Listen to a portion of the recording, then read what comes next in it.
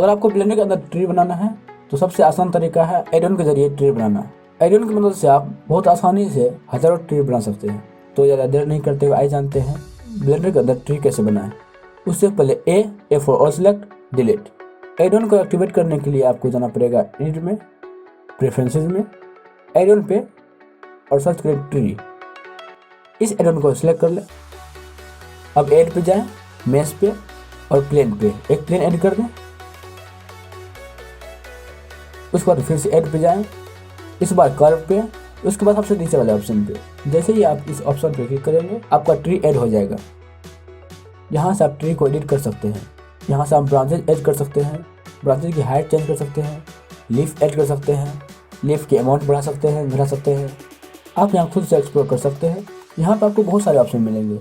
अब मैं इसमें कुछ मटेरियल ऐड कर देता हूँ, जैसे पत्ते का रंग और पेड़ का रंग, जिससे दिखने में अच्छा लगे।